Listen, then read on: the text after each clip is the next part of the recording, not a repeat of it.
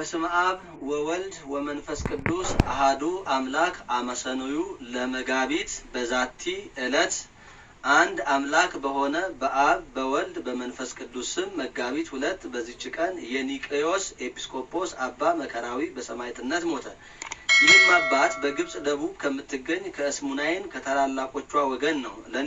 ለኒቆዮስ ከተማም ኤጲስቆጶስነት ተሾመ። የስደትና የመከራ ወራት በሆነ ጊዜም ስሙ ዮፋንስ የሚባል መኮንን ወደዚያች ሀገር ከንጉስ ተልኮ መጣ። የክርስቲያን ወገኖችንም ያሰቃይ ዘንድ ጀመረ። የዚህንም የቅዱስ ኤጲስቆጶስ አባ መከራዊን ዜና ሰምቶ ወደ እርሱ ያመጡት ዘንድ ወታደሮቹን ላከ። እርሱም ወደ መኮንኑ ከመሄዱ በፊት ወደ ቅዱስ መሰዊያው ገባ። እጆቹንም ዘርግቶ ጸለየ። ንዋየ ቅድሳቱንና የመቀደሻውን ልብሶች በመቅደሱ ውስጥ አኖረ።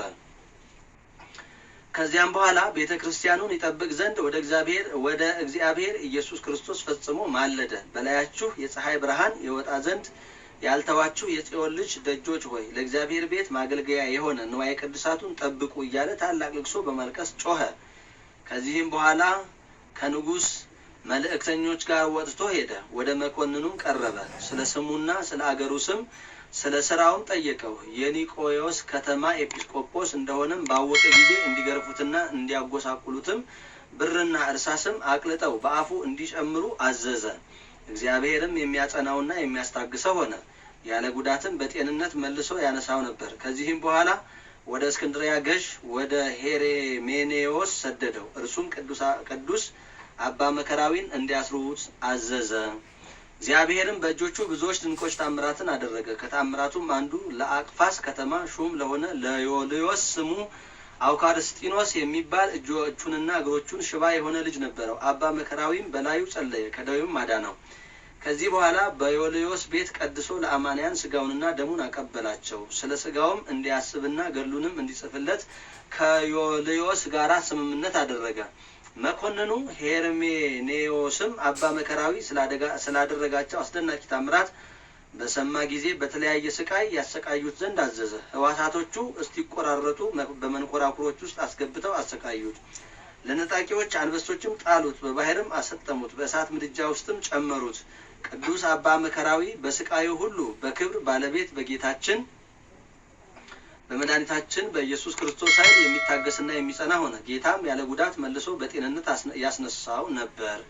የእመቤታችን የድንግል ማርያምን ቤተክርስቲያን የምታገለግል አንዲት ድንግል እህትም ነበረችው። 2 ወንድሞችም ነበሩት።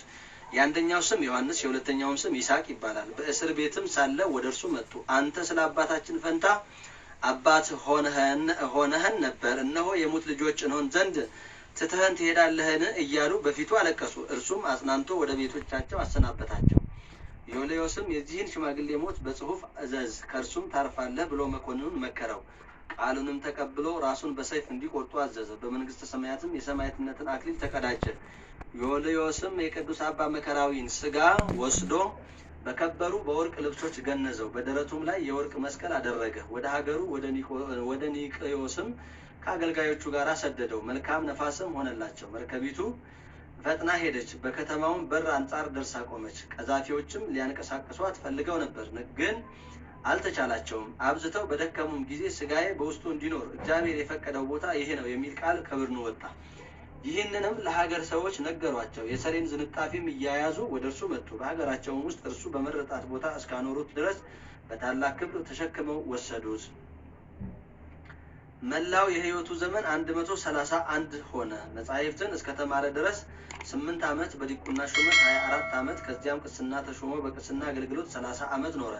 ከዚያም በኋላ ኤጲስቆጶስ ሆኖ ተሾመ። በዚህም 69 ዓመት ኑሮ መልካም ተጋድሎውን ፈጸመ። የሕይወት አክሊልን በክብር ባለቤት ከጌታችን ከኢየሱስ ክርስቶስ ዘንድ ተቀበለ። ጸሎቱ በረከቱም ከኛ ጋር ለዘላለሙ ይኑር አሜን።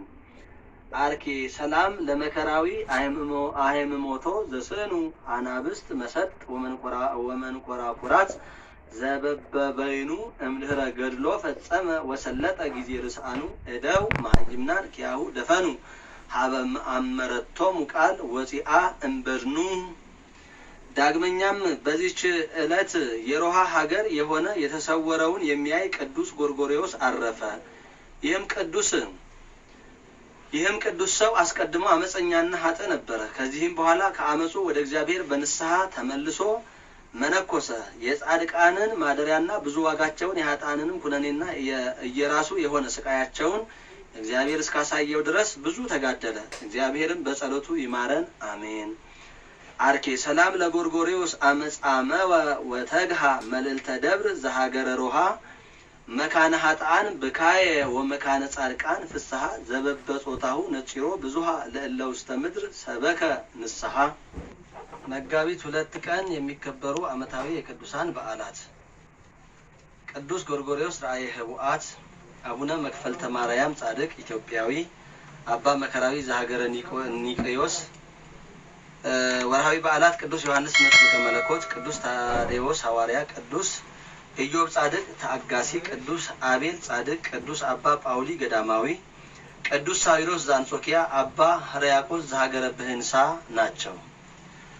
ኃጢአተኞችን ሊያድን ክርስቶስ ኢየሱስ ወደ ዓለም መጣ የሚለው ቃል የታመነና ሁሉ እንዲቀበሉት የተገባ ነው። ከኃጢአተኞችም ዋና እኔ ነኝ። ስለዚህ ግን የዘላለምን ሕይወት ለማግኘት በእርሱ ያምኑ ዘንድ ላላቸው ሰዎች ምሳሌ እንድሆን ኢየሱስ ክርስቶስ ዋና በመሆን በእኔ ላይ ትዕግስቱን ሁሉ ያሳይ ዘንድ ምሕረትን አገኘው። አንደኛ ጢሞቴዎስ ምዕራፍ 1 ቁጥር 15። ዘአቅረብኩ ማሕሌተ አዘኪረ አእላፈ እምለተ ጸምዱከ ዘልፈ ለላ አነብብ ተወከፍ ዘንዴተ መጽሐፈ እንተረሰይከ እግዚኦ ጠሪቀ መበለት ውኩፈ ምላብኡ ብኡላን ዘተርፈ ነቢያት ቅዱሳን ወሐዋርያት ሰባኪያን ሰማዕት ወጻድቃን ወመላእክት ትጉሃን ደናግል አዲ ወመነኮሳት ሄራን ባርኮ ባርኩ ጉባኤ ዛቲ መካን እስከ አረጋዊ ልሂቅ ወንዑስ ሕፃን ለዘጸሐፎ በክርታስ ወለዘአጻፎ እንዘይደርስ ለዘአንበቦ ወለተርጎሞ በልሳን ሐዲስ ወለዘሰማ ቃሎ በእዝነ መንፈስ በጸሎተ እሙ ማርያም አራቂተ ኩሉ እምባይስ አቡረ ይማረነ ኢየሱስ ክርስቶስ። ሰላም ለክሙ ጻድቃነ ሰማዕት እላይረፍኩም በዛቲ ዕለት መዋዕያነ ዓለም አንተሙ በብዙ ትዕግስት ሰአሉ ቅድመ ፈጣሪ በኩሉ ሰዓት እንበለ ንስሐ ኪያነ ኢይንሣ ሞት። ሰላም ለክሙ ጻድቃነ ዛቲ ዕለት ኩልክሙ እድ ወአንስት በአስማቲክሙ ቅዱሳነ ሰማይ ወምድር ማህበረ ሥላሴ አንተሙ ዝክሩነ በጸሎትክሙ በእንተ ማርያም እሙ ተማህፀነ ለክርስቶስ ሥጋሁ ወደሙ እግዚኦ ኩነኔከ ወሰላመከ ሀባ ለሀገር ጽርቀከኒ ለህዝበ ክርስቲያን አግር ጸራ ወጸላይታ ታይተ እገሪሃ እቀብ ህዝባ ወሰራዊታ ለሀገሪትነ ኢትዮጵያ ለዓለም ዓለም። አምላካችን እግዚአብሔር የሰማነውን በልቡናችን ያሳድርብን። ከአባቶቻችን ከደጋጎቹ ከነቢያት ከሐዋርያት ከጻድቃን ከሰማዕታት ረድኤታቸውን በረከታቸውን ያሳድርብን። ለሀገራችን ለኢትዮጵያ ለወገኖቻችን ለኢትዮጵያውያን ሁሉ ሰላሙን፣ ፍቅሩን፣ አንድነቱን ያድለን። ማህበራችንን ማህበረ ተዋህዶ ዘኦርቶዶክስን እንደዚሁም አባላቱን ሁሉ በያሉበት ይጠብቅልን፣ ከክፉ ነገር ሁሉ ይሰውርልን። በሰላም በጤና ወደ ሀገራቸው በውጤት ወደ ምድራቸው እንዲመለሱ መልካም ፈቃዱ ይሁንልን። የታመሙትን ይፈውስልን፣ የሞቱትን ነፍሳቸውን ይማርልን፣ ሕያዋኑንም ይጠብቅልን። የቸርነቱን ስራ እንዲሰራልን አቡነ ዘበሰማያት ብለን እንለምነዋለን።